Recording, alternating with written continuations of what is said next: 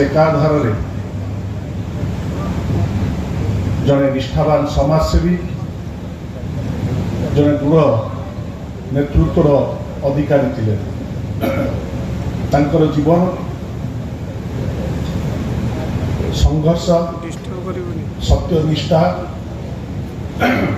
एवं सेवा भावर एक उज्जवल उदाहरण थिला। निजर दक्षता निजर प्रतिभा निजर परिश्रम द्वारा सी एक सफल व्यवसाय रूपे निजक प्रतिष्ठित करथिले। खाली सी सेतिक सीमित नथिले, तापरे परे सी जड़े दरदी मनुष्य रूपे समाज सेवा को निजर व्रत भाव ग्रहण करी अनेक दुखी दरिद्र जीवन में आशार आलोक हो आसी। जो मधुर वचन तांकर जो सेवाभाव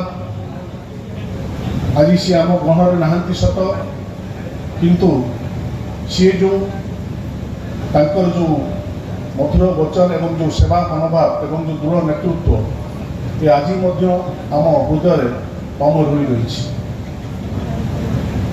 ये व्यक्तित्व समाज रे खूब विरल था, जो माने निज ठारू सबुले समाज को अधिक गुरुत्व दे था। सेपरी एक व्यक्तित्व अधिकारी थिले स्वर्गत बसंत बाबू।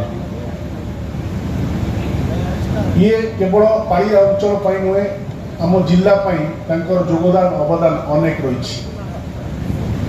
जेतेबेले ये अंचलवासी कहार कौनसी असुविधा हुए सबु क्षेत्र में बसंत बाबू सर्वप्रथमे आगू आसुले।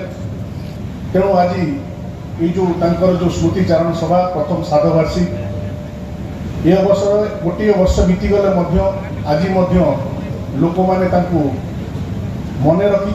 केवल आज नुहे चिरकाल सी आम जिला अमर हो रे।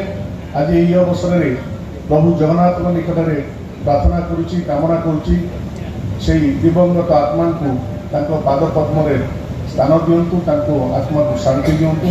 एवं एठार आम जो उपस्थित अच्छा सी जो रास्ता आमको देखी से रास्तार जाई आमे जदि समाज सेवा करिपारिबा ताहले मु भावुची बसंत बाबू ताही प्रकृत श्रद्धांजलि। धन्यवाद।